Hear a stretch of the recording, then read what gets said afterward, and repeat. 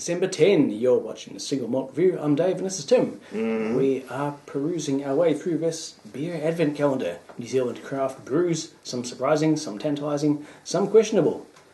If you looked at last one's, it's still with me. It will always be with me. Anyway, we've got the official implement here. We're going in, which for that one guy who's obsessed with it, this carries the spirit of the tankard of obfuscation. I promise. It obfuscates the beer. We cannot see, discern any detail of what we're trying except the colour of the top of the can or the bottle. Oh, you know the 330 cans. They're pretty goddamn deep. They wedge in pretty well. Yeah, right, I'm adjusting. I'm hooking a fingernail around the tab, Gotcha. and I'm elevating the beer like some sort of horrifying claw machine. Oh, you can visualise what just happened. Come here. Come on. Come on. Oh, it's like birthing the beer. I swear to God. The struggle. It was real on that one. Okay, all right. So unless they somehow put the brand on the lid, they haven't. Ooh, we're in. A little bit of froth, but never mind. God, I'm seeing a bit of yellow. Otherwise not getting anything right. Oh no! It's happened. Oh, the lid of the sock has... this was always going to happen. Never mind.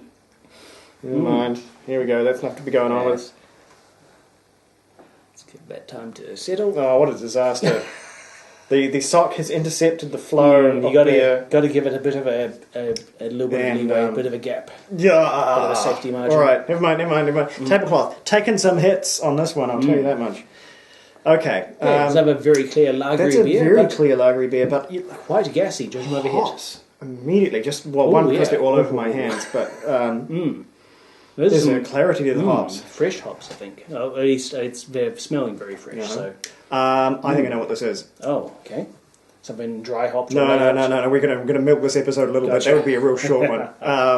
I think I know what this is because I've just been slogging through tasting profiles of the trophy winners. So if you've done your homework and you remember what the BGA trophy winners were, you might have a head start on this one. Okay. But otherwise, I'm going to leave you to do the exercise this time. But I'm going to say this has an absolutely beautiful nose of American hops. Very, very clean and clear. It's very hop driven, but quite a light body too. It's not a hugely impactful punch in the face. It's maybe that Boneface, was it IPL, was the award winner? It was an award winner. That's leveraging a bit of knowledge there. This one's suffering from being just a tad too warm. That 2 cubic foot of advent calendar does not go in the fridge so well. No, it doesn't, alas. I wonder if anyone's got any real solutions for that.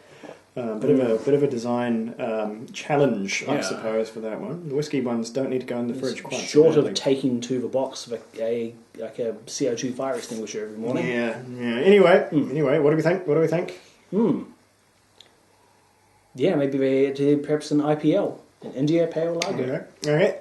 Typically a lager with IPA style hoppiness. I think it's wrong, but it's a very astute pick because this has a lot of IPL qualities to it.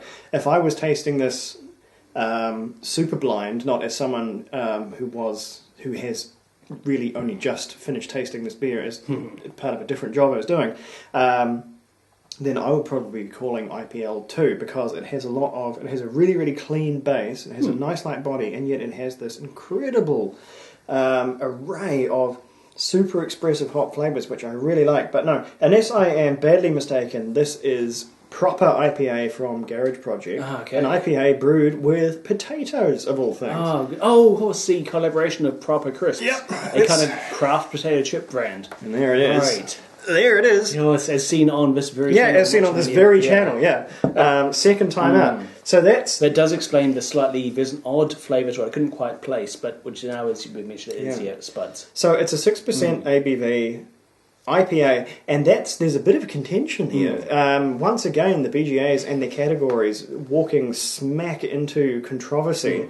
You're not supposed to be able to enter beers that outright on the label determine a style, right? Right. If you're entering an IPA, allegedly, the rules say you've got to enter that into the IPA category, of which there is one. They're clearly marked.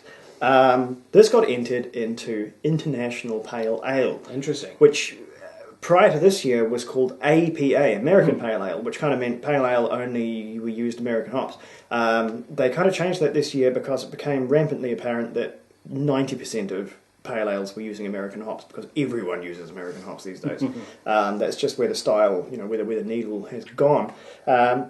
And this would have probably gone unnoticed was this not to go and win the trophy for the category. And then it all started to look a bit embarrassing for the the poll catchers over there at the awards.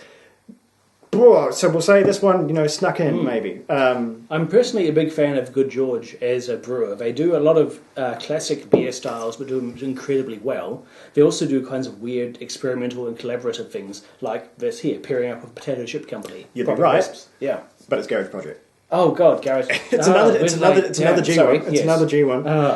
Good George had themselves done some weird brews in the past. But Garage Project, however, it's all weird all the time. They're always doing strange, innovative, peculiar, often extremely good things. I'm a big fan. And I guarantee it's not in this box, because I think you'll run you about $30 a bottle. But this was their second trophy from the same awards.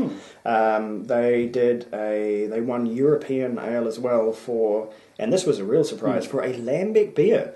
Wow. For a spontaneously fermented beer, a blend of 3 different years of the Old Imperial Ale, yes? No, Old Imperial, that was 8-wired. Oh, of course it was. Damn, we've tried that one. That was a similar thing, but more barrel, I think, we did that one.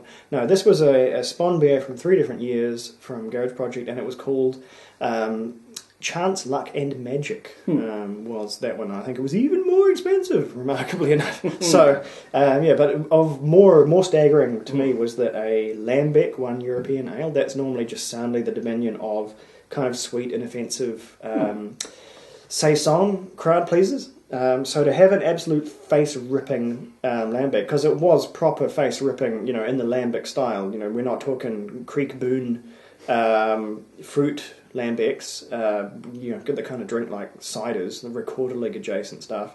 Actual straight lambic is, you talked about Acetabacter in a couple of years ago, and that's Acetabacter all the way down, and it is so sour and so confrontational. It's wild. So for the judges to actually pick that one over the more crowd-pleasing ones, I think it shows real maturity in the judging attitude, which is always good. Always good in a slowly but surely maturing craft beer producing country as well. So anyway, not proper crisps. That was their it's proper crisp IPA. Good stuff as always from Garage Project. Garage Project, not Good George. So hopefully we'll see one or both of these breweries again in this series. Yes, I think with Garage Project, the chances are high. Anyway, so far, no double ups. No double ups. Oh, no, wouldn't double us up. No, you can find 25 different craft beers in the country. Yeah. Goodness, that's the first hurdle. Anyway, on to the next. See you tomorrow.